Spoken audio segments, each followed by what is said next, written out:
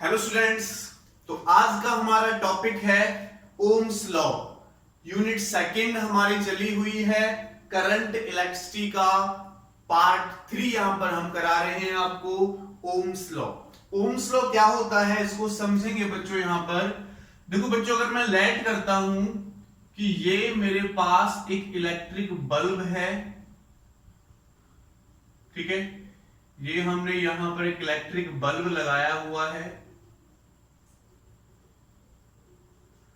इस सर्किट में, और यहां पर एक बैटरी हमने अप्लाई की हुई है।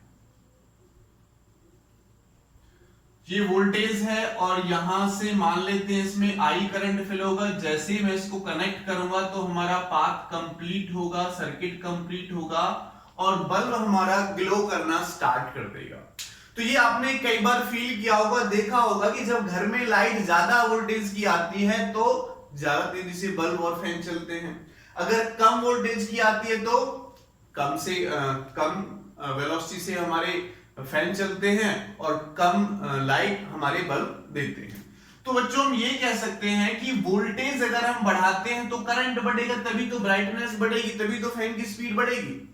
अगर हम वोल्टेज बढ़ाते हैं तो क्या होगा बच्चों, करंट बढ़ेगा, और करंट बढ़ने से ही क्या होता है, इस बल्ब में ग्लो बढ़ता है। तो ओम्स लॉ ने ये देखा कि जो वोल्टेज है या जो करंट है वो डायरेक्टली डिपेंड कर रहा है वोल्टेज पर। कह सकता हूं कि voltage is directly proportional to current. जितनी वोल्टेज हम देंगे उतना ही करंट भी हमारा इंक्रीज होगा। और इस प्रोपोर्शनलिटी को हटाने के लिए कांस्टेंट लगाते हैं आर, वेयर आर इसको कहते हैं बच्चों हम प्रोपोर्शनलिटी कांस्टेंट। प्रोपोर्शनलिटी कांस्टेंट, ठीक है। और इसका जो नेम है वो है बच्चों इलेक्ट्रिकल रेजिस्टेंस। तो इलेक्ट्रिकल रेजिस्टेंस के नेम से भी हम इसको जानते हैं, तो इसके बारे में डिस्कस करेंगे, ठीक है। तो ये हमारा ओम्स लॉ है, अभी इसके बारे में लेटर डिस्कस करेंगे। इलेक्ट्रिकल रेजिस्टेंस क्या होता है, प्रोपोर्शनलिटी कांस्टेंट है। तो V equals to R I या V equals to I R, ये हमारा ओम्स लॉ होता है। देखो हमने देखा कि जो वोल्टेज है वो डायरेक्टली प्रोपोर्शनल किसके बच्चों, करंट के है। तो अगर मैं इन दोनों के बीच में ग्राफ देखूं, इधर हमारा वोल्टेज और इधर हमारा करंट, तो स्ट्रेट लाइन ग्राफ हमारा आता है। वोल्टेज और करंट के बीच में कैसा ग्राफ आता है बच्चों, स्ट्रेट लाइन ग्राफ हमारा आता है अगर वोल्टेज और करंट के बीच में हम ग्राफ देखते हैं, ठीक है। तो ये ओम्स लॉ था। अब इसको डिडक्ट करेंगे, ओम्स लॉ को प्रूफ करेंगे हम। यहां पर डिडक्शन ऑफ ओम्स लॉ पढ़ेंगे। नेक्स्ट टॉपिक है हमारा deduction of Ohm's law.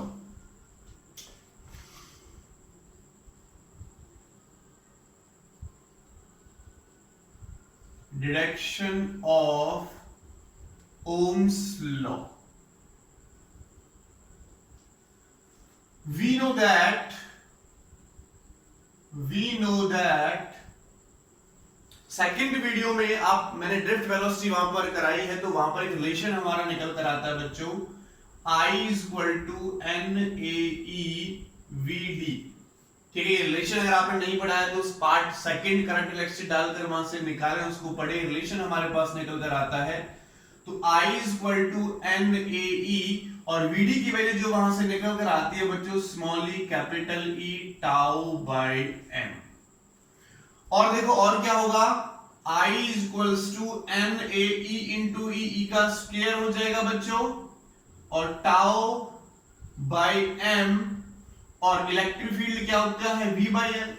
Electric field की वैल्यू क्या होती है बच्चों, V by l. DV upon d r होता है, तो वहां से V बाय एल आ जाएगा निकलकर। और देखो तो I इज इक्वल्स टू, या मैं यहां से V निकालू बच्चों, तो V मेरा इक्वल टू हो जाएगा M into L, cross multiplication से ऊपर चला जाएगा और ये हमारा नीचे आ जाएगा, n A e square tau और इनटू में क्या है बच्चों, I, ठीक है। इसको मैं लिख सकता हूं कि V इज इक्वल टू, इसको हम लिख सकते हैं V is equal to R I, where where जो R की वैल्यू है बच्चों वो है ml/NaE² टाउ। क्या है? एक कांस्टेंट। क्या है बच्चों? ये एक कांस्टेंट वैल्यू है। मास कांस्टेंट होगा, कंडक्टर की लेंथ कांस्टेंट होगी, नंबर डेंसिटी कांस्टेंट होगी, एरिया कांस्टेंट होगा, इलेक्ट्रॉन पर चार्ज कांस्टेंट होगा और रिलैक्सेशन टाइम कांस्टेंट होगा। तो ये क्या बन जाएगा? कांस्टेंट। तो देखो यहां से हमारा V = IR Ohm's law prove हो गया। डिटेक्ट कर लिया हमने ओम्स लॉ को। ठीक है, तो ये हमारे पास डायरेक्शन था ओम्स लॉ का। अब हम बात करते हैं रेजिस्टेंस के बारे में। इलेक्ट्रिकल रेजिस्टेंस के बारे में हम यहां पर बात करते हैं कि इलेक्ट्रिकल रेजिस्टेंस क्या होता है। इलेक्ट्रिकल रेजिस्टेंस को पढ़ेंगे बच्चों अब हम। तो टॉपिक है हमारा इलेक्ट्रिकल रेजिस्टेंस। तो नेम से ही पता चल रहा है इलेक्ट्रिकल मतलब इलेक्ट्रिसिटी और रेजिस्टेंस का मतलब रुकावट। इलेक्ट्रिसिटी की रुकावट एक टाइप से इलेक्ट्रिकल रेजिस्टेंस। ठीक है, रेजिस्टेंस का मतलब आप कह सकते हो रुकावट। जैसे रोड पर स्पीड को रेजिस्ट करने के लिए, कम करने के लिए ब्रेकर लगाते हैं। ठीक है, तो क्या करता है? स्पीड को कम करता है। ऐसे जो इलेक्ट्रिकल रेजिस्टेंस है ये किसी कंडक्टर की प्रॉपर्टी है जिसकी वजह से ये क्या करता है? करंट का अपोज करता है। तो सिंपल डेफिनेशन क्या बनेगी इसकी? It is the property of a conductor by which it oppose the flow of electric current through the conductor. Okay, तो इलेक्ट्रिकल रेजिस्टेंस अभी हमने देखा फ्रॉम ओम्स लॉ से हमने देखा V = क्या था बच्चों? IR। और अगर मैं R निकालूं तो क्या होगा बच्चों? VI। तो इलेक्ट्रिकल रेजिस्टेंस को वोल्टेज और करंट की फॉर्म में भी हम डिफाइन कर सकते हैं। क्या हो जाएगा? It is the ratio of the potential difference applied across the conductor to the current flowing through the conductor. It is the ratio of the potential difference applied across the conductor to the current flowing through the conductor। अगर मैं इसकी SI unit की बात करता हूं तो बच्चों इसकी SI यूनिट होती है ओम। और सिंपल सिंबल इस टाइप से इसका बना दिया जाता है। इस टाइप से सिंपल इसका सिंबल बना दिया जाता है। तो ओम ने ये ऐसा लग रहा है खोपड़ी सी है ना, यहाँ पर थोड़े से अगर बाल बना दे तो अपनी खोपड़ी का सिंबल उसने दे दिया। चलो खोपड़ी का नहीं दिया, वैसे ही सिंबल दिया, पता नहीं किस बेस पर दिया है। लेकिन इस सिंबल को हम क्या करते हैं बच्चों? नोट करते हैं कि ये हमारे पास इसकी यूनिट होती है ओम। क्लियर? SI यूनिट होती है ओम। तो यहां से देखो बच्चों, अगर मैं 1 ओम निकालूं 1 ओम तो वो किसके इक्वल हो जाएगा? पोटेंशियल का क्या होता है बच्चों? 1 volt upon 1 ampere. 1 volt upon 1 ampere. तो 1 ओम = हो गया 1 ओम अपॉन 1 एम्पियर। तो 1 ओम रेजिस्टेंस हमारा कब होगा? जब एक कंडक्टर के अक्रॉस हमने 1 वोल्ट पोटेंशियल अप्लाई किया हुआ है और उस कंडक्टर से 1 एम्पियर करंट फ्लो हो रहा है, तब बोलेंगे कि उस कंडक्टर का रेजिस्टेंस कितना है बच्चों? 1 ओम है। अगर मैं इसका डायमेंशनल फॉर्मूला निकालूं तो देखो R = क्या होता है? V क्या होता है? Work done upon charge. Potential क्या होता है? Work done upon charge. और वर्क का डायमेंशन फॉर्मूला ml/2t-2। तो चार्ज नीचे आ जाएगा, इसका क्या हो जाएगा बच्चों? 80। और करंट क्या होता है? A होता है। तो यहां से जो डायमेंशनल फॉर्मूला निकल कर आएगा रेजिस्टेंस का वो ml/2a-2 एंड t-3। ठीक है, इसको सॉल्व करेंगे तो ये डायमेंशनल फॉर्मूला हमारे पास रेजिस्टेंस का निकल कर आ जाएगा। सिंपली डिनोट कैसे करते हैं इसको? सिंबल की अगर मैं बात करता हूं, सिंबल, तो बच्चों इसका सिंबल होता है ये। वैसे तो आप जनरली जानते हैं, 10th क्लास में भी इसको पढ़कर आए हैं। तो ये हमारे पास रेजिस्टेंस का सिंबल होता है।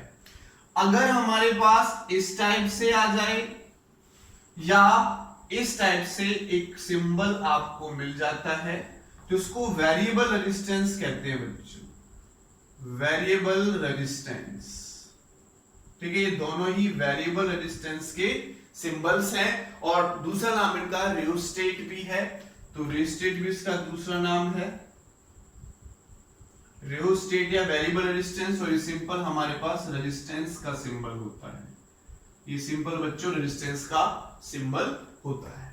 ओके बच्चों, तो ये रेजिस्टेंस था किसी कंडक्टर की प्रॉपर्टी जिसकी वजह से कंडक्टर हमारे करंट के फ्लो होने का क्या करता है, अपोज करता है। चलो आगे बढ़ते हैं बच्चों, आगे बढ़ते हैं। अगर आपसे कोई क्वेश्चन पूछे what is the basic cause of resistance का बेसिक कॉज क्या है, किसकी वजह से रेजिस्टेंस आता है। देखो बच्चों, एक कंडक्टर है और कंडक्टर के अंदर इनिशियली इलेक्ट्रॉन्स होते हैं, तो कोई इलेक्ट्रॉन इधर जा रहा होता है, कोई इलेक्ट्रॉन इधर जा रहा होता है, कोई इलेक्ट्रॉन इधर जा रहा होता है। यानी इलेक्ट्रॉन्स हमारे क्या कर रहे होते हैं बच्चों, रैंडमली मूव कर रहे होते हैं, रैंडमली मूव करते हैं। लेकिन जैसे ही मैं इनके अक्रॉस इलेक्ट्रिक फील्ड अप्लाई करता हूं तो क्या होता है, इलेक्ट्रॉन हमारे जो इलेक्ट्रॉन्स हैं ये हमारे बच्चों नेगेटिव से पॉजिटिव डायरेक्शन में आना स्टार्ट करते हैं। देखो कोई भी ऑब्जेक्ट है वो अपना फ्री घूमना चाहेगा, वो नहीं चाहता कि मेरे पे कोई बर्डन हो, मेरे पे कोई फोर्स हो, ठीक है, मैं किसी के दबाव में रहूं, कोई ये नहीं चाहता है, ठीक है। तो जो इलेक्ट्रॉन्स हैं वो भी यही चाहेंगे, फ्रीली मूव करना चाहेंगे। तो इसलिए जब हम बैटरी अप्लाई करते हैं, इलेक्ट्रिक फील्ड अप्लाई करते हैं, पोटेंशियल अप्लाई करते हैं, तो ये पोटेंशियल का अपोज करते हैं, जिस यानी मोशन पर्टिकुलर डायरेक्शन में मोशन होने से रोकते हैं, अपने आप को जाने से रोकते हैं, तो मोशन का अपोज करते हैं। इसीलिए इलेक्ट्रिसिटी के फ्लो होने का भी क्या करते हैं, अपोज करते हैं। तो आंसर क्या हो जाएगा बच्चों, random motion of electron, random motion of electrons. Electrons के रैंडम मोशन की वजह से हमारा इलेक्ट्रिकल रेजिस्टेंस डेवलप होता है, क्योंकि जब हमने इलेक्ट्रिक फील्ड अप्लाई की तो पर्टिकुलर डायरेक्शन में अपने आप को मूव करने का अपोज करते हैं। क्लियर, चलो बच्चों आगे चलते हैं। अब हम आगे पढ़ेंगे factors which affect the electrical resistance. वो फैक्टर्स जो इलेक्ट्रिकल रेजिस्टेंस का अपोज करते हैं, कौन कौन से फैक्टर हैं। अगर ये कंडक्टर है हमारा बच्चों, मान लेते हैं इस कंडक्टर का एरिया ऑफ क्रॉस सेक्शन है a और लेंथ है l, ठीक है, लेंथ क्या है हमारे पास l। तो जो फर्स्ट फैक्टर होगा resistance is directly proportional to length के होगा, जितना ज्यादा इसकी लेंथ होगी उतना ही ज्यादा रेजिस्टेंस होगा। अगर मैं सेकंड पार्ट लेता हूं तो resistance is inversely proportional to area के होगा, जितना कम एरिया होगा उतना ही रेजिस्टेंस क्या होगा बच्चों, ज्यादा होगा, उतना ही क्या होगा बच्चों, रेजिस्टेंस ज्यादा होगा। और जो थर्ड फैक्टर है, थर्ड फैक्टर उस जिस पर ये डिपेंड करता है वो होता है नेचर ऑफ मटेरियल यूज्ड। ये मटेरियल कौन सी क्वालिटी का यूज किया गया है, कॉपर है, सिल्वर है, गोल्ड है, एल्यूमिनियम है, क्या है, उसके नेचर पर डिपेंड करेगा, ठीक है। तो नेचर को डिपेंड करने के लिए यहां पर हमारे पास एक क्वांटिटी है, ये देखो इक्वेशन 1 इक्वेशन 2, अगर इन दोनों को मैं कंबाइन करता हूं तो R is directly proportional to L by A, and proportion को हटाने के लिए एक कांस्टेंट लगाते हैं L by A। तो रो हमारे पास प्रोपोर्शनलिटी कांस्टेंट है, सिंपली बच्चों इसको बोला जाता है रेजिस्टिविटी, और इसका दूसरा नाम है बच्चों स्पेसिफिक रेजिस्टेंस, स्पेसिफिक रेजिस्टेंस, ठीक है, रेजिस्टिविटी और स्पेसिफिक रेजिस्टेंस। तो जो तीसरा फैक्टर मैंने बताया नेचर ऑफ द मटेरियल, तो रेजिस्टिविटी मेरा नेचर ऑफ मटेरियल पर डिपेंड होती है और टेम्परेचर पर डिपेंड होती है, ठीक है। कैसे डिपेंड होगी वो भी हम डिस्कस करेंगे। तो फर्स्ट ऑफ ऑल हमने यहां से निकाला R equal to rho L by A। आपको याद हो तो अभी थोड़ी देर पहले R की वैल्यू हमने ये भी निकाली थी जब कांस्टेंट माना था NE² टाउ, एंड क्या था बच्चों, क्या था, इलेक्ट्रिक फील्ड तो हमने सॉल्व कर ली थी। एक फैक्टर और था, एरिया था, क्या था जो हमने इसको प्रूव किया था, याद हो तो आपको, देखो पीछे देखो, पीछे देखो, हाँ एरिया था, ठीक है, एरिया था। तो इन फैक्टर्स पर मेरा रेजिस्टेंस क्या करता है बच्चों, डिपेंड करता है। तो रेजिस्टेंस का एक सिंबल तो ये है हमारा, एक फॉर्मूला हमारा ये पास आया, एक फॉर्मूला हमने यहां पर ये निकाला, ठीक है। तो यहां से देखो, अगर मैं अभी रेजिस्टिविटी की थोड़ी देर में बात करेंगे, रेजिस्टेंस की मैं बात कर रहा हूं, तो रेजिस्टेंस की मैं बात कर रहा हूं, तो रेजिस्टेंस मेरा किन किन फैक्टर्स पर डिपेंड कर रहा है, एक लेंथ पर डिपेंड कर रहा था, एक एरिया पर डिपेंड कर रहा था, एक नेचर ऑफ मटेरियल पर डिपेंड कर रहा था। यहां पर दो फैक्टर और निकलेंगे बच्चों, resistance is inversely proportional to n यानी number density, and resistance is inversely proportional to tau यानी रिलैक्सेशन टाइम। इन दो फैक्टर्स पर और डिपेंड कर रहा है। अब ये दो फैक्टर भी किसी क्वांटिटी पर ही डिपेंड करते हैं और उसी क्वांटिटी से ये दोनों चेंज होंगे। तो बच्चों मैं टोटल मिला के ये कह सकता हूं कि तीन फैक्टर्स तो मेरे पास ये हुए, और जो चौथा फैक्टर है, फोर्थ फैक्टर है जिस पर मेरा रेजिस्टेंस डिपेंड करता है, वो है बच्चों टेम्परेचर। वो क्या बच्चों, टेम्परेचर। टेम्परेचर। और अगर मैं बात करता हूं फोर कंडक्टर की, मैं कंडक्टर की बात कर रहा हूं बच्चों, तो मैंने देखा इस फॉर्मूले से कि रेजिस्टेंस मेरा नंबर डेंसिटी पर डिपेंड कर रहा है और टाउ पर डिपेंड कर रहा है। तो देखो बच्चों, नंबर डेंसिटी यानी रेजिस्टेंस मेरा इनवर्सली प्रोपोर्शनल है नंबर डेंसिटी के। अगर मैं कंडक्टर की बात करता हूं, तो अगर मैं टेम्परेचर बढ़ाता हूं तो बहुत ज्यादा नंबर ऑफ इलेक्ट्रॉन्स हमारे डेवलप नहीं होते हैं, बहुत ज्यादा नंबर ऑफ इलेक्ट्रॉन्स हमारे डेवलप नहीं होते हैं। लेकिन दूसरा फैक्टर जो बच्चों जो टेम्परेचर, जिसकी वजह से टेम्परेचर इफेक्ट करता है रेजिस्टेंस को, वो है R is inversely proportional to 1/टाउ। टाउ क्या, रिलैक्सेशन टाइम। क्या होगा बच्चों, जब एक इलेक्ट्रॉन मेरा यहां से मूव करेगा तो ऐसे ऐसे मूव करता हुआ यहां पर पहुंचेगा, रैंडमली मूव करता हुआ यहां पर पहुंचेगा। टेम्परेचर बढ़ाने से क्या होगा, एटम्स और मॉलिक्यूल के बीच में वाइब्रेशन बढ़ जाएगा। वाइब्रेशन बढ़ेगा तो फ्रीक्वेंसी बढ़ जाएगी, और फ्रीक्वेंसी बढ़ेगी तो बच्चों टाइम कम हो जाएगा। यहां से यहां तक पहुंचने का जो एवरेज टाइम है वो क्या हो जाएगा बच्चों, कम हो जाएगा। यहां से यहां तक पहुंचने का एवरेज टाइम, और टाइम कम हो जाएगा तो रिलैक्सेशन टाइम बढ़ेगा।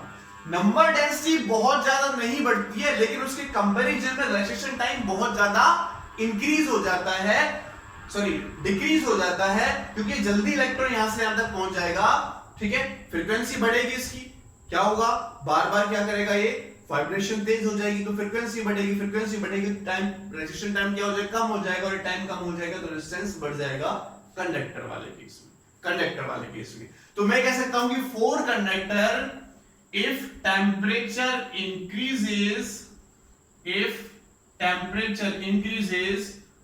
resistance is also increases। अगर टेम्परेचर बढ़ेगा कंडक्टर के लिए तो रेजिस्टेंस भी बढ़ेगा, रेजिस्टेंस ऑल्सो इंक्रीज होगा, ठीक है। तो ये हमारे पास फोर फैक्टर्स थे जिन पर रेजिस्टेंस हमारा डिपेंड करता था। ये फैक्टर्स मैंने आपको यहां पर करा दिए। चलो अब मैं बात करता हूं रेजिस्टिविटी की। तो देखो, अगर मैं रेजिस्टिविटी यहां से निकालूं, अगर मैं यहां से रेजिस्टिविटी निकालता हूं, तो रेजिस्टिविटी यहां से देखो बच्चों, इसको मैं ये लिख सकता हूं m(n)e² टाउ, ठीक है, और मैंने L/A अलग लिख लिया, L/A अलग लिख लिया। अब देखो, इस रेजिस्टेंस मेरा इसके इक्वल है, ρL/A, और रेजिस्टेंस मेरा इसके भी इक्वल है। तो L/A अगर मैं कंपैरिजन करता हूं तो रेजिस्टिविटी की वैल्यू क्या आ जाएगी बच्चों, m/ne² टाउ। क्या आ जाएगी, ρ=m/ne² टाउ। अब देखो, रेजिस्टिविटी भी मेरे इन्हीं दो फैक्टर्स पर डिपेंड कर रही है, inversely proportional to n, resistance भी n पर डिपेंड कर रहा था, ये भी n पर डिपेंड कर रहा है, और एक रिलैक्सेशन टाइम। रेजिस्टिविटी हमारी दो फैक्टर्स पर डिपेंड करती है, नेचर ऑफ द मटेरियल की, मटेरियल का नेचर कैसा है, वो ज्यादा कंडक्टिंग है या इंसुलेटिंग है, ठीक है। जैसे कॉपर की कंडक्टिविटी अलग होती है और एल्युमिनियम की अलग होती है, गोल्ड की अलग होती है। ऐसे ही बाकी टेम्परेचर कंपैरिजन बात करें तो टेम्परेचर का जो इफेक्ट कंडक्टर्स के लिए रेजिस्टेंस पर हो रहा था वही किस पर होगा बच्चों, रेजिस्टिविटी पर होगा। जो रेजिस्टेंस पर हो रहा था वही किस पर होगा, रेजिस्टिविटी पर होगा। ठीक है, कंडक्टर के लिए भी और सेमीकंडक्टर के लिए भी। अगर मैं सेमीकंडक्टर की बात करता हूं, अगर मैं सेमीकंडक्टर की बात करता हूं, for semiconductor,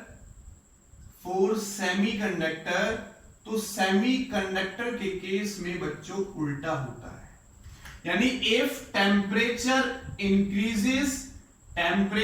increases resistance and resistivity, दोनों की बात कर रहा हूं, रेजिस्टेंस इज डिक्रीजेस। ठीक है, रेजिस्टेंस एंड रेजिस्टिविटी क्या होंगी बच्चों, डिक्रीज होंगी सेमीकंडक्टर केस में। क्योंकि सेमीकंडक्टर के केस में ये तो बहुत कम डिक्रीज होता है, लेकिन ये ज्यादा इंक्रीज हो जाता है।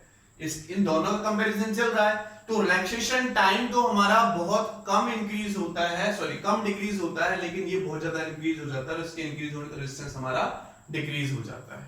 क्लियर बच्चों? तो टेम्परेचर का फैक्ट है हमारे पास, टेम्परेचर का फैक्ट है। तो रेजिस्टेंस हमारा जिन फैक्टर्स पर डिपेंड कर रहा था और रेजिस्टिविटी हमारी जिन फैक्टर्स पर डिपेंड कर रही थी वो हमने यहां पर निकाली। अगर मैं रेजिस्टिविटी की यूनिट की बात करता हूं तो देखो अभी हमने निकाला R equal to rho l by A, और रो निकालेंगे तो R into A by l. तो रेजिस्टिविटी की यूनिट यहां से निकालो, इसकी क्या होती है बच्चों को, ओम। एरिया की मीटर स्क्वायर, लेंथ की मीटर कट जाएगी, तो रेजिस्टिविटी की यूनिट आ जाएगी ओम मीटर। ठीक है, ऐसे भी लिख सकते हो आप ओम मीटर। ये हमारे पास रेजिस्टिविटी की यूनिट निकलकर आ जाएगी, रेजिस्टिविटी की यूनिट। ठीक है, ओम मीटर रेजिस्टिविटी की क्या होती है बच्चों, यूनिट होती है। अच्छा, एक क्वेश्चन अगर मैं यहां से करता हूं, एक क्वेश्चन मैं यहां से करता हूं, एक ग्राफ मैंने आपको दिया, यहां पर वोल्टेज V और यहां पर मैंने करंट I दिया। एक ही मेटल के लिए अलग अलग टेम्परेचर मैंने दे रखे हैं, एक ही मेटल के लिए अलग अलग टेम्परेचर मैंने दे रखे हैं। ये T1 टेम्परेचर है, ये T2 टेम्परेचर है। तो आपको बताना है विच इज मोर टेम्परेचर, कौन सा टेम्परेचर इनमें से ज्यादा है, कौन सा टेम्परेचर ज्यादा है। ठीक है, तो मैंने आपको बोला कि किसके लिए बच्चों, ये एक सेम मेटल है, सेम मेटल पे दो अलग अलग टेम्परेचर लेके मैंने ग्राफ ड्रॉ किया वोल्टेज वर्सेस करंट के बीच में। तो देखा ग्राफ हमारे पास ये आता है। तो कौन सा टेम्परेचर ज्यादा है, T1 ज्यादा है या T2 ज्यादा है, कैसे फाइंड आउट करेंगे। देखो अभी हमने देखा 4 मेटल्स या 4 कंडक्टर्स, 4 मेटल कंडक्टर्स के लिए हमने देखा टेम्परेचर बढ़ेगा तो रेजिस्टेंस बढ़ेगा, टेम्परेचर बढ़ेगा तो रेजिस्टेंस बढ़ेगा। इसका मतलब जिसका टेम्परेचर ज्यादा उसका रेजिस्टेंस ज्यादा, और जिसका रेजिस्टेंस ज्यादा उसका टेम्परेचर ज्यादा। तो यहां पर रेजिस्टेंस हमने देखा ओम्स लॉ से क्या होता है, V अपॉन I। मैं I को फिक्स कर लेता हूं, मैंने I फिक्स कर लिया इसके लिए भी और इसके लिए भी। तो देखो वोल्टेज इसके लिए V1 मानिए, इसके लिए V2। तो रेजिस्टेंस अगर मैंने I फिक्स कर लिया, if I is equal to constant, तो R मेरा डायरेक्टली किस पे डिपेंड कर रहा है, वोल्टेज पर। जिसकी वोल्टेज ज्यादा उसका रेजिस्टेंस ज्यादा। तो देखो वोल्टेज किसकी ज्यादा, T2 की ज्यादा है। T2 वाले पर वोल्टेज ज्यादा तो रेजिस्टेंस ज्यादा, और रेजिस्टेंस ज्यादा तो टेम्परेचर ज्यादा। दैट इज क्या ऑप्शन आ जाएगा बच्चों हमारे पास, जो T2 होगा वो ग्रेटर देन होगा T1 के, यानी T2 टेम्परेचर क्या होगा बच्चों, ज्यादा होगा T1 के कंपैरिजन में। ओके, चलो अब कुछ न्यूमेरिकल्स की तरफ हम चलते हैं बच्चों। अब कुछ न्यूमेरिकल्स हम करते हैं,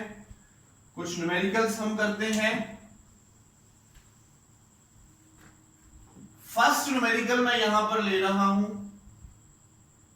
क्वेश्चन नंबर फर्स्ट क्या है हमारे पास। तो उस क्वेश्चन को मैं यहां पर लिख लेता हूं बच्चों। The resistance of a wire is R। एक वायर का रेजिस्टेंस हमें R दे रखा है। अब ये कहता है if the length of the wire is increased to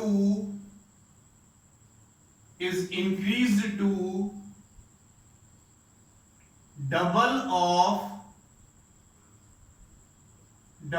of its initial length,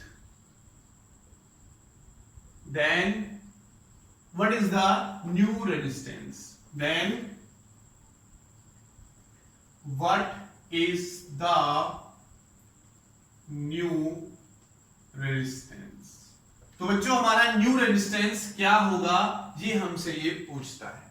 देखो कंडीशन देखो, अगर मैं सिंपल वे में आपको समझाना चाहूं, मैंने लेट किया कि ये मेरे पास एक कंडक्टर है बच्चों, ठीक है। अब ये कहता है कि इसकी लेंथ को हमने क्या कर दिया है, if length of the conductor is increased to double, इसकी लेंथ को क्या कर रहे हैं हम, डबल कर रहे हैं, ठीक है। Length of the conductor is increase to double of its initial length, मैं यहां पर लाइन लिख देता हूं, बाय स्ट्रेचिंग, देन यानी उसी को खींचकर, इसी वायर को खींचकर उसकी लेंथ को डबल कर रहे हैं, स्ट्रेच कर उसकी लेंथ को डबल कर रहे हैं। तो मान लेता हूं इसकी इनिशियल लेंथ है L, ठीक है, और इसका इनिशियल एरिया A। तो अगर मैं इसी वायर की लेंथ को डबल करूंगा, ठीक है, तो इस टाइप से हमारे पास ये लेंथ डबल हो जाएगी बच्चों इसकी।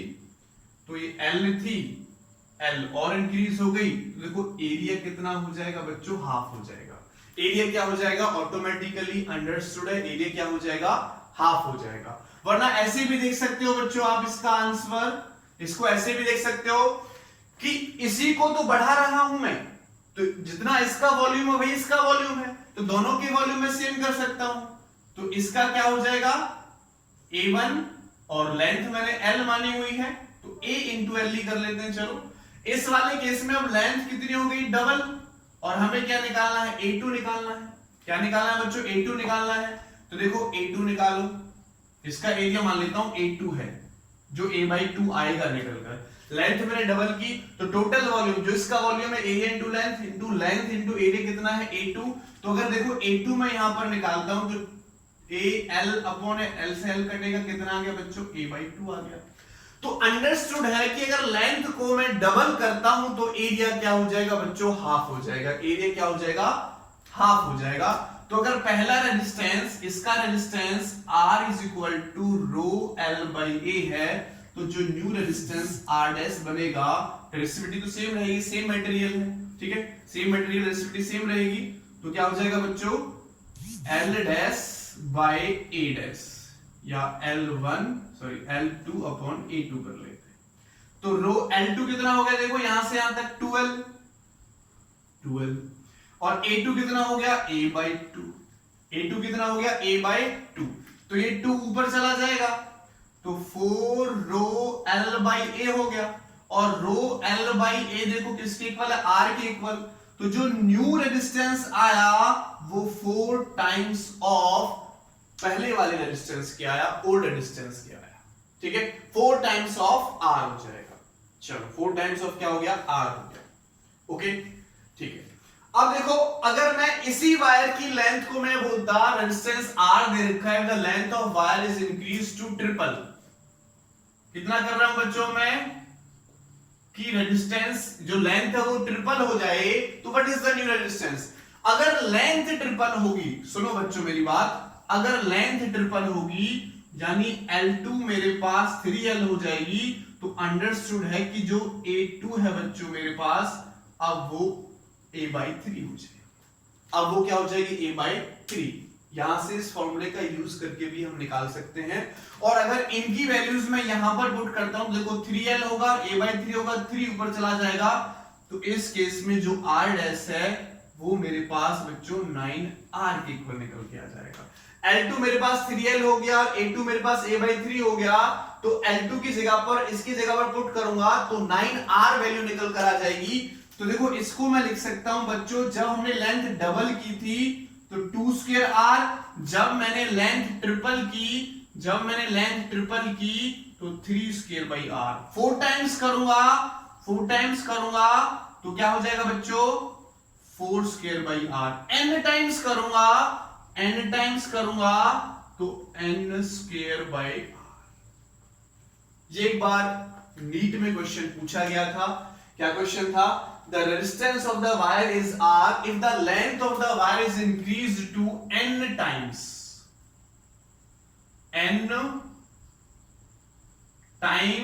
of its initial length। ठीक है, of its initial length। अगर n times of its initial length कर दें तो 4 ऑप्शन हमें दे रखे थे, तो करेक्ट ऑप्शन क्या हो जाएगा बच्चों r dash is equal to n square r। Correct option क्या हो जाएगा r square is equal to n square r। ये क्वेश्चन हमसे नीट 2017 में पूछा गया था। नीट 2017 में ये क्वेश्चन पूछा गया था जो बोर्ड पर अभी लिखा हुआ है। The resistance of the wire is r if the length of the wire is increased to n times of initial length। ठीक है, n times of initial length। ठीक है, by stretching then what is the new resistance? तो answer क्या हो जाएगा n square by r हो जाएगा। क्या हो जाएगा n square by r। चलो अब थोड़ा सा मैं चेंजिंग कर लेता हूं। अभी मैंने लेंथ को क्या किया था बच्चों, डबल किया, ट्रिपल किया, n टाइम्स किया। अब अगर मैं लेंथ को डिक्रीज कर लेता हूं, रिड्यूस कर लेता हूं, रिड्यूस टू हाफ। अगर मैं लेंथ को हाफ कर लेता हूं तो ये ध्यान रखें कि बच्चों अब ये अंडरस्टूड हो जाएगा कि इसका जो एरिया है वो डबल हो जाएगा। अगर लेंथ मैंने हाफ की तो इसका एरिया हो जाएगा अब डबल। ये ध्यान रखना। मैं दोबारा से इसको मिटा देता हूं, दोबारा से इसको मैं रब कर देता हूं। स्लो ढंग से समझो इस बात को समझो ढंग से। अब वो कहता है कि पहला रेजिस्टेंस R है, लेंथ को रिड्यूस करके हाफ कर लिया है ओरिजिनल वाले का। तो ये अंडरस्टूड। अगर पहले मेरे पास एरिया A था और लेंथ L थी, और लेंथ को हाफ कर रहे हैं L/2, तो बच्चों इसका एरिया क्या हो जाएगा, बढ़ जाएगा। इस ब्लॉक को काट कर तो इस ब्लॉक को मैं ऊपर रखूंगा तो एरिया क्या हो जाएगा, डबल हो जाएगा। लेंथ को मैं 1/3 करूंगा तो एरिया क्या हो जाएगा, 3a हो जाएगा। लेंथ को 1/4 करूंगा तो एरिया क्या हो जाएगा, 4a हो जाएगा। एरिया क्या हो जाएगा बच्चों, 4a हो जाएगा। तो L2 मेरे पास आया L/2 और एरिया क्या हो गया, आ गया। तो अगर न्यू रेजिस्टेंस मैं निकालता हूं तो रो L2/A2, तो क्या हो जाएगा, देखो रो L2 की वैल्यू कितनी है, L/2, और A2 की वैल्यू कितनी है, 2a। तो R' मेरे पास आ गया 1/4 रो L/A, यानी R' मेरे पास आ गया 1/4 रो L/A किसके इक्वल है, R के इक्वल है, यानी 1/4 टाइम्स ऑफ इनिशियल रेजिस्टेंस के निकलकर आ जाएगा। अगर मैं इसको बोल देता हूं कि यहां पर हाफ की जगह 1/3 ऑफ इट्स इनिशियल वैल्यू, तो उस केस में जो L की वैल्यू है L/3 होगी, तो एरिया कितना हो जाएगा, 3 टाइम्स हो जाएगा। और देखो L/3 अगर मैं इसी फॉर्म में लिखता हूं, R' is equal to rho L/3/3a, तो देखो R' की वैल्यू आ जाएगी 1/9r। अगर मैं कहता हूं कि 1/4 हो जाएगा तो यहां पर 1/4 ये 4a हो जाएगा, तो कितनी आ जाएगी R' की वैल्यू बच्चों, 4 यानी 16, 1/16r। तो मैं कह सकता हूं, देखो यहां से R' की वैल्यू 1/2 का स्क्वायर r, यहां से R' की वैल्यू 1/3 का स्क्वायर r, और यहां से R' की वैल्यू 1/4 स्क्वायर r। ठीक है, अगर ऐसे 1/n टाइम्स हो जाएगा तो R' की वैल्यू आ जाएगी बच्चों 1/n स्क्वायर r, 1/n का होल स्क्वायर, नीचे n स्क्वायर रख सकते हो। ये आर डैश की वैल्यू निकल कर आ जाएगी। ठीक है, क्लियर बच्चों, ये बात समझ में आ गई। तो ये हमने एक टाइप का न्यूमेरिकल किया। अब मैं एक दूसरे न्यूमेरिकल की तरफ चलता हूं, एक दूसरे टाइप के न्यूमेरिकल्स की तरफ हम चलते हैं बच्चों। ये क्वेश्चन जो मैं नेक्स्ट क्वेश्चन आपको करा रहा हूं, ये क्वेश्चन भी हमसे कंपटीशन में पूछा जा चुका है। क्या क्वेश्चन है मैं आपको बता दूं, ये क्वेश्चन हमसे पूछा गया था। बहुत ही सिंपल सा क्वेश्चन है। आईआईटी मेन, पहले AIEEE के नेम से हुआ करता था, तो आईआईटी मेन 2011 में ये क्वेश्चन पूछा जा चुका है। तो क्या कहता है हमारा question, if the wire is stretched to make, if a wire is stretched to make it 0.1% longer,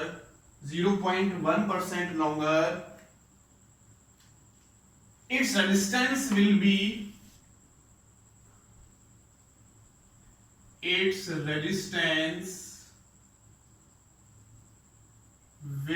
तो इसका रेजिस्टेंस क्या होगा। फर्स्ट ऑप्शन हमें दे रखा है बच्चों,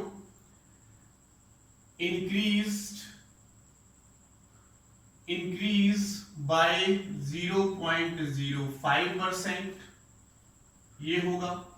सेकेंड ऑप्शन हमें दे रखा है बच्चों, डिक्रीज बाय 0.05%, इंक्रीज बाय 0.2%,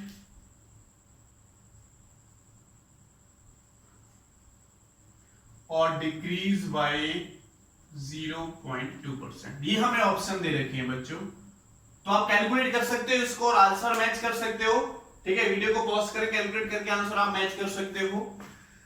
तो देखो बच्चों, मैं क्वेश्चन को कराता हूं आपको।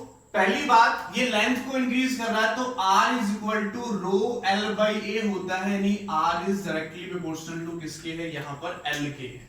ठीक है, इनिशियली L के है, तो लेंथ बढ़ेगी तो रेजिस्टेंस बढ़ेगा। इसका मतलब या तो ये ऑप्शन है, ये ऑप्शन है। ठीक है, या तो थर्ड ऑप्शन है या हमारे पास फर्स्ट ऑप्शन है, क्योंकि इंक्रीज होगा, लेंथ इंक्रीज करने से रेजिस्टेंस क्या होता है, इंक्रीज होता है। तो या तो हमारे पास ये ऑप्शन है या हमारे पास ये ऑप्शन है। ओके, कितने परसेंट इंक्रीज होगा वो हमें निकालना है। तो इनिशियल रेजिस्टेंस की कंडीशन तो यही आएगी।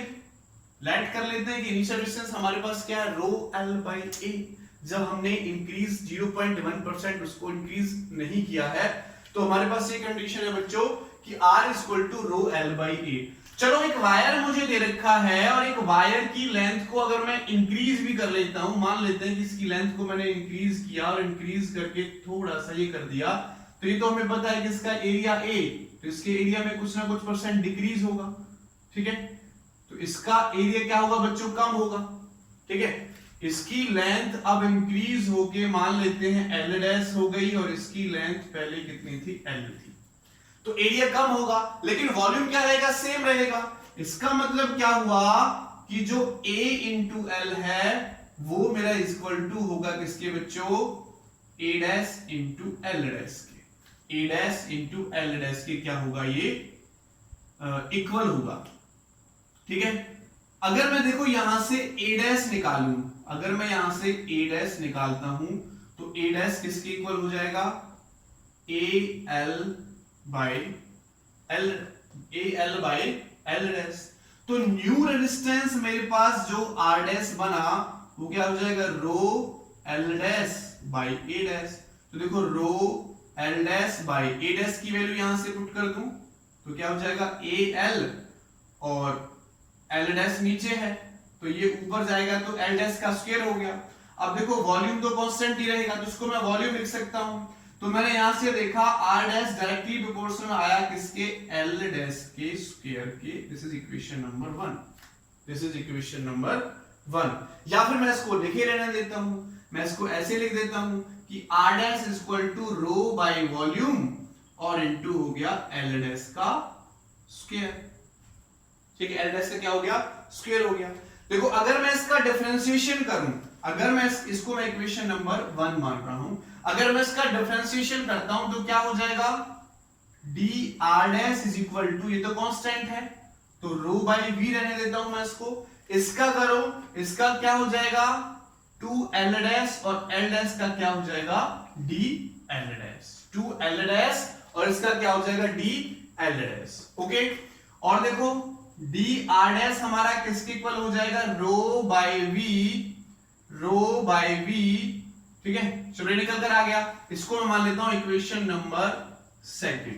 तो इक्वेशन 2 को इक्वेशन 1 से डिवाइड करो, equation 2 divided by equation 1, equation 2 divided by equation 1। तो देखो यहां से क्या हो जाएगा, डी आर डैश के नीचे तो आर डैश लिखा जाएगा, इससे ये कट जाएगा जब इसके नीचे मैं लिखूंगा, ठीक है। चलो आप चाहते हैं लिखना तो लिख लेते हैं, rho V 2l dash dl dash और यहां से क्या होगा बच्चों, rho by V l dash का स्क्वायर।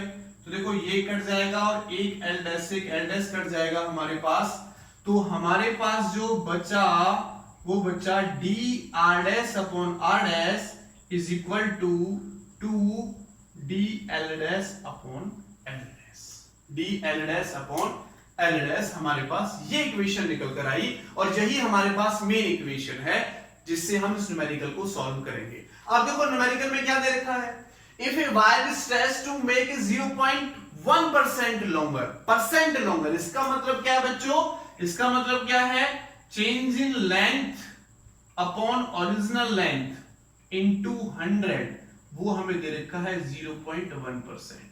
क्या गिवन है कि वो कहता है चेंज इन कि 0.1% लॉन्गर हो जाती है, ओरिजिनल की जो है उसके 0.1% लॉन्गर हो जाती है, इसका मतलब change in length upon original length into 100 हमें दे रखा है, change in length upon original length into 100 हमें दे रखा है, ठीक है। तो ये हमें 0.1% दे रखा है, ठीक है। चेंज इन लेंथ इतनी है, ओरिजिनल लेंथ कितनी है इसकी l डैश, तो इसमें कितना परसेंट चेंज है 0.1%। बस अब यहां पर इसकी वैल्यू पुट कर दो, यहां पर इसकी वैल्यू पुट कर दो, हमें आंसर यहां से मिल जाएगा। तो देखो क्या होगा, अगर मैं यहां से निकालूं तो हमें परसेंटेज निकालना है तो 100 लगा देते हैं, equal to 2 into dl dash upon l dash into क्या हो जाएगा 100। तो 2 इंटू ये कितना दे रखा है बच्चों 0.1%, तो आंसर आ जाएगा 0.2%, 0. Increased by 0.2%। अगर मैं लेंथ को 0.1% इंक्रीज करूंगा तो उसकी डबल निकल कर आई है, देखो 2 इंटू, ठीक है, 2 इंटू परसेंटेज आ रहा है तो डबल निकल कर आ रहा है। अगर 0.2 करूंगा तो डबल हो जाएगा 0.4, 0.3 करूंगा डबल हो जाएगा, ठीक है 0.6। तो हर केस में क्या हो जाएगा 0.1% हो, 1% हो, 2% हो, डबल हमारे पास रेजिस्टेंस इंक्रीज हो जाएगा। तो ये भी आप याद रखेंगे, ठीक है। चलो अब हम चलते हैं बच्चों नेक्स्ट न्यूमेरिकल की तरफ, नेक्स्ट न्यूमेरिकल की तरफ चलते हैं।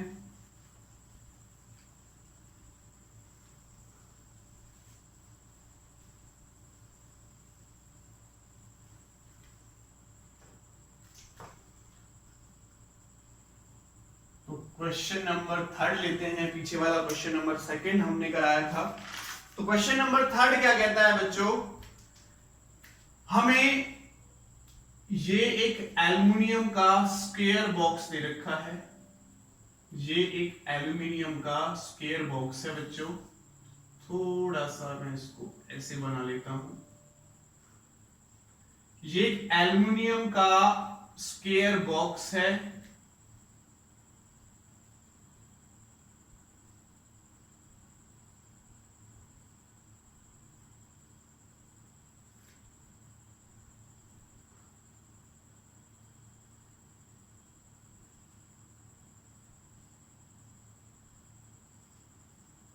ठीक है, और ये हमारा ऐसे जा रहा है, ये लाइन ऐसे जा रही है,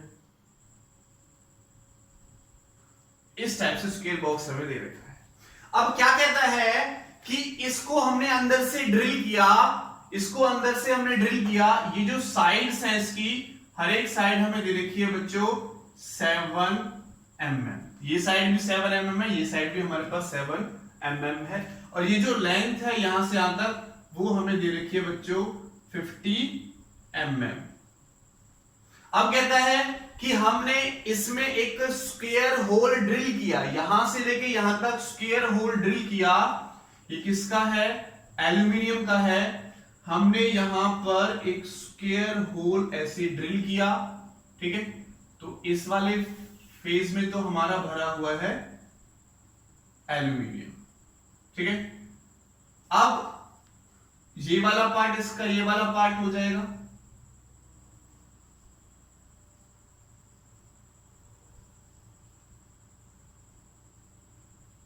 ठीक है, ये वाला पार्ट चलो मैं इसका अंदर वाला पार्ट हटा देता हूं, इस वाले पार्ट का ये वाला पार्ट, ये जो मैंने आपको डार्क डार्क करके दिखाया है ये एल्यूमिनियम का सरफेस है,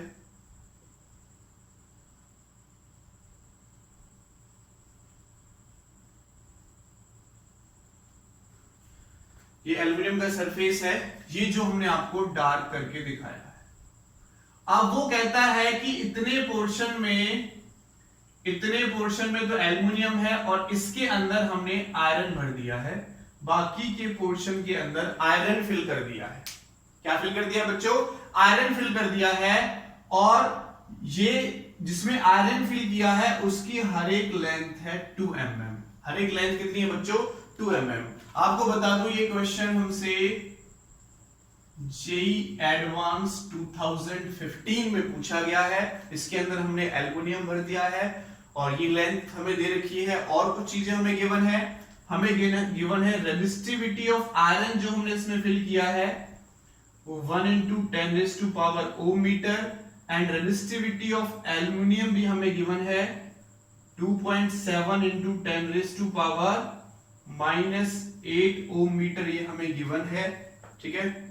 तो ये चीजें हमें दे रखी हैं। हमसे पूछा है the electrical resistance between two faces P and Q। तो ये P फेस है और ये हमारे पास Q फेस है। The electrical resistance between two faces P and Q, two faces P and Q will be, तो ऑप्शन हमें दे रखे हैं बच्चों। फर्स्ट ऑप्शन है 2475 and divided by 64 micro ohm. Second हमें दे रखा है बच्चों 1875 divided by 64 micro ohm. Third हमें दे रखा है बच्चों 2475 divided by 1875 divide by 49 micro ohm. And fourth option हमें दे रखा है बच्चों 2475 divided by 132 micro ohm. Question को दोबारा से सुने। ये हमें एक स्क्वायर ब्लॉक दे रखा है यहां तक, जिसकी लेंथ हमें दे रखी है 50 mm, और जो स्क्वायर ब्लॉक एल्युमिनियम का है उसकी साइड हमें दे रखी है बच्चों 7 mm। उसके बाद हमने इस अंदर 2 mm का एक होल ड्रिल किया और उसके अंदर हमने आयरन फिल कर दिया, जिसकी जो साइड्स हैं स्क्वायर की वो 2 mm है। ये साइड भी 2 mm है, ये साइड और ये साइड इसकी 7 mm है। तो हमें निकालना है कि P और Q के बीच में रेजिस्टेंस कितना है। देखो अगर मैं रेजिस्टेंस निकालता हूं बच्चों एल्युमिनियम वाले का, तो फॉर्मूला ये लगेगा resistivity of aluminium into length upon area. तो रेजिस्टिविटी ऑफ एल्युमिनियम कितना है 2.7 × 10⁻⁻8, और लेंथ कितना देखो 50 mm, तो 10⁻⁵ × 10⁻³ एंड डिवाइड बाय एरिया क्या हो जाएगा एल्युमिनियम का 7 × 7 यानी 49 -4। एक साइड 7 की दो साइड क्या हो जाएगी 7 × 7 49 mm2 mm का क्या हो जाएगा स्क्वायर हो जाएगा, तो वो क्या लग जाएगा 10⁻⁻⁶। तो अगर पूरे का लेते पहले ही एल्यूमिनियम से भरा होता तो 7 इंटू 7, लेकिन अब देखो इतने एरिया में नहीं है तो 4 इंटू 2 इंटू 2 4 वाला हमने इसको माइनस कर दिया। तो यहां से जब आप इसको सॉल्व करोगे तो एल्यूमिनियम की रेजिस्टिविटी निकलेगी बच्चों 10⁻⁻5 ओम। 10⁻⁻5 ओम एल्यूमिनियम का रेजिस्टेंस निकलेगा। अब अगर मैं आयरन की रेजिस्टेंस निकालूं तो क्या हो जाएगा बच्चों, L of area of iron. तो रेजिस्टिविटी आयरन क्या दे रखी है 1 इंटू 10⁻⁷, तो लेंथ तो वही है इसकी 10⁻⁻, लेंथ तो इसकी भी वही है, उसी लेंथ तक भरा हुआ है 50 mm, ठीक है। और एरिया कितना है 2, एक साइड है तो 2 इंटू 2 क्या हो जाएगा 4 10⁻⁻6। तो जब आप इसको सॉल्व करोगे तो इसको सॉल्व करके आपको आंसर आ जाएगा 125 इंटू 10⁻⁻5 ओम। ये दोनों रेजिस्टेंस लेकर कर आए। ये देखो कनेक्शन में है तो ये थोड़ा इस टाइप से कनेक्ट होगा, ये इस टाइप से कनेक्ट, तो ये दोनों किसमें बच्चों प्रोटेक्ट। अगर मैं देखो यहां पर एक बैटरी अप्लाई करता हूं इस वाले पॉइंट पर और इस वाले पॉइंट पर, तो ये वाला पॉइंट और ये वाला पॉइंट एल्यूमिनियम वाले बॉक्स के लिए भी फॉलो है, कॉमन है, और इसके लिए भी कॉमन है। इसका मतलब दोनों किस में हो जाएंगे बच्चों, ये पैरेलल में हो जाएंगे। दोनों किस में हो जाएंगे, ये पैरेलल में हो जाएंगे। पैरेलल का फॉर्मूला लगा दो। अगर पैरेलल में मैं R इक्विवेलेंट का फॉर्मूला लगाता हूं तो मेरे पास निकल के आ जाएगा R aluminium R iron divided by R of aluminium plus R of iron. तो यहां इनकी वैल्यूज पुट कर सकते हो। कितनी आई एल्यूमिनियम की 3 into 10⁻⁻5, 125 into 10⁻⁻5 divide by R of aluminium 3 into 10⁻⁻5 and plus 125 into 10⁻⁻5। तो इनको आप सॉल्व कर सकते हो। इनको सॉल्व करने के बाद हमारा जो आंसर आएगा वो 875 डिवाइड बाय 64 माइक्रो ओम आएगा। तो ये हमारा कौन सा ऑप्शन है, सेकंड ऑप्शन हमारे पास करेक्ट हो जाएगा। ठीक है, सेकंड ऑप्शन क्या हो जाएगा बच्चों, इसका करेक्ट ऑप्शन हो जाएगा। तो ये हमने क्वेश्चन नंबर 3 यहां पर किया। अब हम चलते हैं नेक्स्ट क्वेश्चन की तरफ। Question number 4। क्वेश्चन नंबर 4 हम यहां पर करते हैं।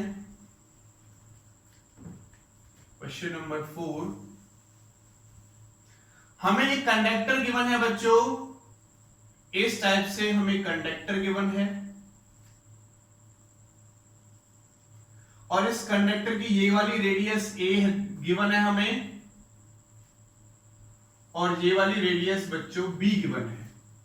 ठीक है, इसका जो एरिया है वो a1, इसका एरिया a2, इसका एरिया a2, यहां से यहां तक जो लेंथ है हमें l दे रखी है। इस कंडक्टर की जो लेंथ है वो कितनी है बच्चों, l हमें दे रखी है।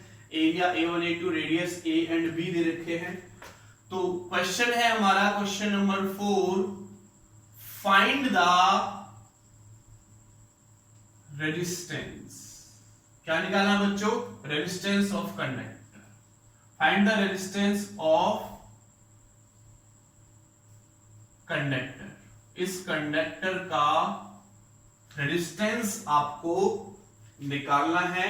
रेजिस्टेंस आपको इस कंडक्टर का बच्चों फाइंड आउट करना है। कोई और कंडीशन तो नहीं है। ऐसी कंडीशन और हमें दे रखी है कि कब, जब b माइनस a हमारे पास स्मॉलर देन आता है लेंथ से। b माइनस a क्या है, स्मॉलर देन है लेंथ से। इसकी रेडियस में से रेडियस को माइनस करें तो l से बहुत कम आती है। तो तब बच्चों हमें इसका रेजिस्टेंस निकालना है।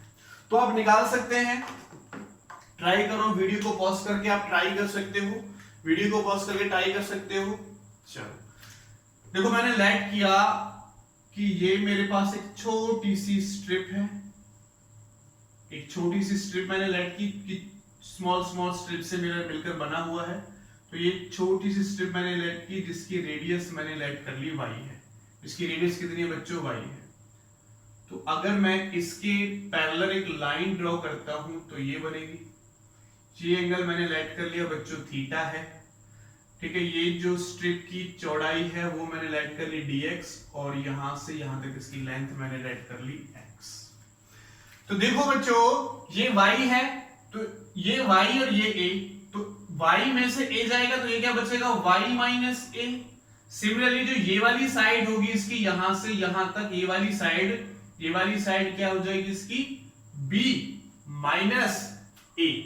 ठीक है, देखो b में से ये वाली a माइनस कर दी तो क्या बचा b माइनस a बचा। अब देखो अगर मैं यहां से tan थीटा निकालूं, tan थीटा एक तो इस वाली ट्रायंगल से निकाल रहा हूं मैं tan थीटा और एक इस बड़ी वाली ट्रायंगल से निकाल रहा हूं, तो tan थीटा क्या होगा परपेंडिकुलर अपॉन बेस। तो अगर बड़े वाला मैं लेता हूं तो परपेंडिकुलर क्या b माइनस a और इसका बेस क्या है यहां से यहां तक लेंथ, ये किसके बराबर l के बराबर है। एंड इज इक्वल टू इस वाले ट्रायंगल में देखो, इस वाले ट्रायंगल में ये कितना है y माइनस a यानी परपेंडिकुलर और बेस कितना देखो x मान रखा है मैंने। अगर मैं इन दोनों को लेकर x निकालता हूं, चलो पहले मैं x निकाल लेता हूं इसमें से। अगर मैं इसमें x निकालूं तो ये लिखा जाएगा l by B minus A, cross multiplication से इधर चला जाएगा इधर आ जाएगा और क्या हो जाएगा y माइनस। अब मैं इनका डिफरेंशिएशन कर देता हूं, तो डिफरेंशिएशन क्या होगा बच्चों देखो dx l by B minus A, तो कांस्टेंट y का क्या हो जाएगा dy और a का क्या हो जाएगा -0, तो लिखने की जरूरत नहीं है, dx मेरे पास ये निकल के आ गया। मुझे क्या निकालना है बच्चों रेजिस्टेंस। तो रेजिस्टेंस मैं पहले निकाल रहा हूं इस स्मॉल स्ट्रिप का, ये जो मैंने स्ट्रिप लेट की है dx लेंथ की, इसका अगर मैं रेजिस्टेंस निकालूं तो क्या फॉर्मूला होगा रो l। तो इसकी लेंथ मैंने यहां से तक कितनी मानी है बच्चों, ये dx मान रखी है यहां से यहां तक लेंथ, तो डिस्टेंस अपॉन एरिया, एरिया क्या हो जाएगा पाई आर स्क्वायर। इसकी रेडियस कितनी मानी है मैंने स्ट्रिप की r, तो क्या हो जाएगा बच्चों पाई आर स्क्वायर, यानी y माना मैंने तो पाई y स्क्वायर हो जाएगा। अब इस dx की वैल्यू उठाकर यहां पर पुट कर दो, तो rho by pi r square, dx की वैल्यू पुट करो l by B minus A into d y. अब देखो टोटल रेजिस्टेंस निकालूंगा तो इंटीग्रेशन करना पड़ेगा, तो रो पाई बी माइनस ए और l मैंने बाहर ले लिया, इंटीग्रेशन हो गया मेरे पास, ये y ऊपर जाएगा तो y की पावर -2 एंड dy, y ऊपर गया तो y की पावर -2 dy लिखा, और देखो dy कहां से कहां तक चेंज हो रहा है, ये y a से लेके b तक चेंज हो रहा है, तो मैं यहां पर लिख दूंगा कि a से लेके b तक मेरा y चेंज हो रहा है। इतनी रेडियस है, धीरे धीरे बढ़ेगी b आ जाएगी, तो यहां से r निकालो, r किसके इक्वल होगा देखो ये तो कांस्टेंट ही है, रो l by pi b minus a, इसका इंटीग्रेशन कर लो, पावर में ये आ जाएगा, पावर में ऐड होगा तो कितना होगा +1 ऐड होगा। ठीक है, चलो मैं लिख देता हूं, ये हमारे पास हो जाएगा y -2 अपॉन -2 + 1 और a से b इसको लिख देंगे इज इक्वल टू क्या हो जाएगा रो l by pi b minus a pi b minus a, ठीक है b माइनस a। तो देखो यहां से क्या बचेगा y की, यहां से -1 बचेगा तो -1 बाई y आ जाएगा और ये a से b हो गया, ये a से b हो गया। तो क्या रूल है, पहले अपर लिमिट पुट करते हैं और फिर माइनस करके लोअर लिमिट पुट करते हैं, तो करो पुट। तो पहले y की जगह पर मैंने अपर लिमिट पुट किया तो माइनस, फिर मैंने लोअर लिमिट पुट कर दिया। ठीक है, y की जगह पर पहले मैंने b पुट किया, माइनस करके ये पुट कर दिया, तो r is equal to rho l by pi b minus a, तो ये क्या हो जाएगा देखो a बाई बी, प्लस का हो गया पहले देता हूं माइनस, ये मैंने बाद में लिख दिया। ठीक है, ये मैंने बाद में लिख दिया।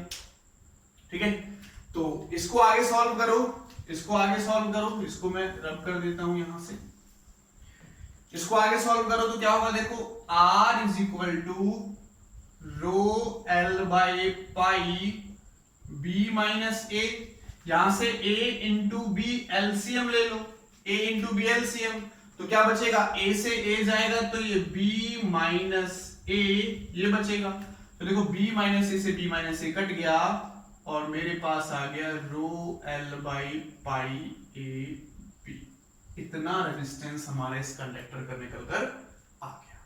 ठीक है, तो ये हमारा था Ohm's law and resistance. Thank you so much.